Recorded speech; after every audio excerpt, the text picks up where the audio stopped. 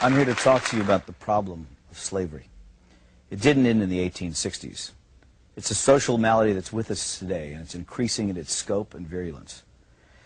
The desire to enslave our fellow man is unfortunately intrinsic to the human character. It has been with us since the beginning of time, on every continent and in virtually every culture, from ancient Egypt to Babylon to Greece and Rome, Africa, Asia, Europe, and the United States.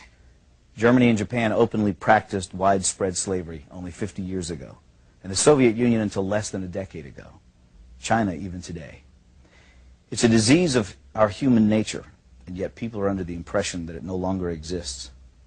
I say to you that in a subtle form it exists in America today, and it's becoming less subtle and more manifest. Madison Avenue has just cleaned it up a little bit, dressed it up in new words. The slave master is now Big Brother, someone to protect you, someone to confide in. But it's all the same. He owns your life. Now, this may sound far-fetched, but I think I can prove it. When the IRS allows you a tax deduction, they and their congressional collaborators and the media call it a tax subsidy. In other words, they designate it as a gift to you, a subsidy. The only way they could conceive this terminology is by presupposing that they, i.e. the government, own all the money. Their view is that they're entitled to it all. That which they allow you to keep is their compassionate and generous gift to you. How can this be? You create the money by your efforts, your sacrifice, your creativity, your risk-taking. So how can it belong to them? It's very simple. They own you. They own everything you produce, your money, your house, your thoughts and ideas, your children. If you go to a foreign country to work, you still have to pay the U.S. income tax. You could dig a hole in the middle of Siberia and they'd be entitled to a cut of your wages because in their minds, under their law, they own you. They create arcane and esoteric laws to criminalize you. You may try, but you can't obey them. You can't even understand them without a lot of professional help. You have to run around slavishly collecting little pieces of paper, receipts, 7 years of detailed financial records because you might be called on to give an account of yourself to the big boss man. And if you've made a mistake, he can take everything you have. He loves it that way. That's total power over you, slavery. I don't remember when we, the people, signed over ownership of ourselves. It just gradually happened by them taking more and more of our freedom. But here's the worst part. It's really only just begun. In this modern age, the information age, getting your money is not enough, even though money, don't let anyone deceive you, is the material source of your freedom. Now, however, they want your mind. If you deviate in your thinking, if you commit one of the 10,000 taboos, and they perceive your actions as a threat, they'll come out and kill you.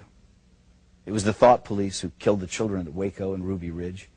Neither David Koresh nor Randy Weaver, whatever things might be said about them, had ever mugged anyone, robbed a 7-Eleven, or committed forcible rape or murder. But they did have unorthodox views, and therefore it was necessary to round them up and deal with them. Whatever their crimes were, they could have been arrested and tried openly in a court of law. But that was not the aim of certain factions in the government. These statists wanted a massive demonstration of force to show who was boss. The penalty for resisting is death. After all, we're not free. We belong to the government, and deviant thoughts will not be tolerated. In the aftermath of the horrible Oklahoma City bombing, government propagandists tried to intimidate the people into silence by recklessly linking criticism of the government to acts of murder. Some people ask, how can you fear your government and claim to love your country? Our response is, how can you love your country without fearing your government? Who else holds a counterfeit license to kill, incarcerate, and confiscate for non-crimes? Remember, America is about liberty first and last, not obedience to bureaucrats.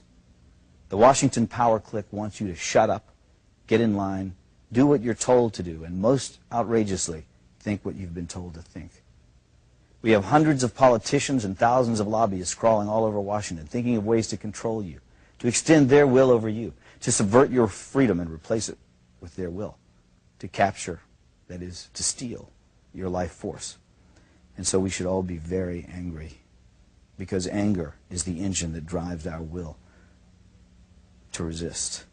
And without resistance, without awareness, they will take it all. That's not just politically perverse. It's a sin against mankind, because freedom is actually sacred. Drop an ant into a jar and seal the lid. It will spend the rest of its life trying to get out. It has nowhere to go, but it wants to be free. That is its nature. It's the way every living thing is made. Once, a long time ago, I saw something at the zoo, a wolf lying in its cage. I thought about how this magnificent animal was the end product of millions of years of evolutionary design.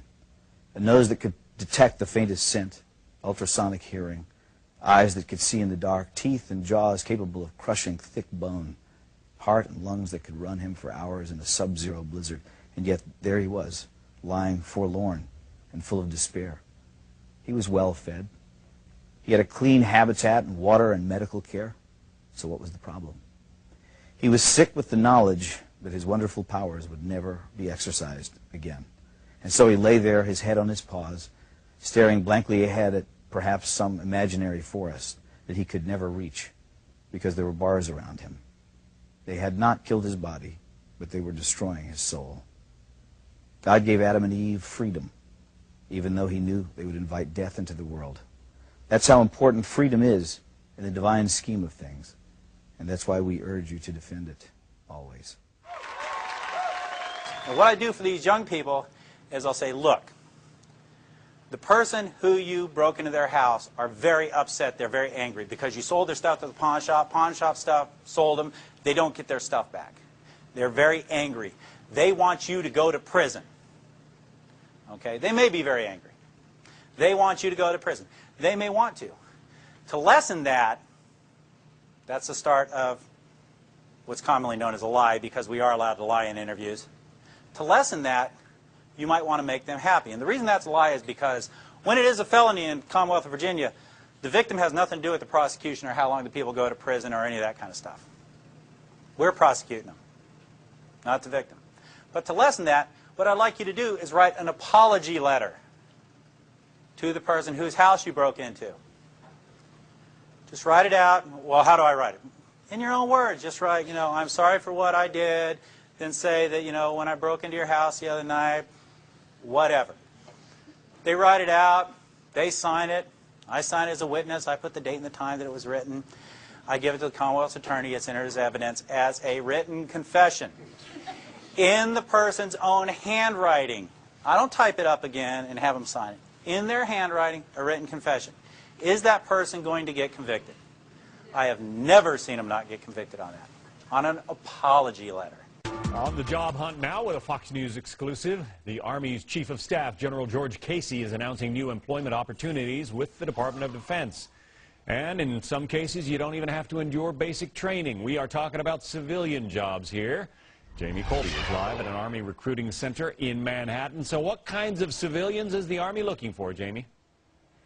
Well, let me first address that basic training, John. They did threaten here to make me down and give them 50, but fortunately, I didn't have to. And you don't have to, actually, to be a civilian. There are a number of jobs. John, can you imagine a corporation that offers 550 different job classifications? Just about everything is represented, supporting our troops. I can't imagine anything else with more honor. There are great benefits, too. I'll get to that in a second. 325,000 Americans already serving as civilians in the Army at 67 countries worldwide. If you love travel, this is definitely for you. And we had an exclusive sit-down with the Army Chief of Staff, General Casey, who told us there's one category they're particularly interested in. Take a listen.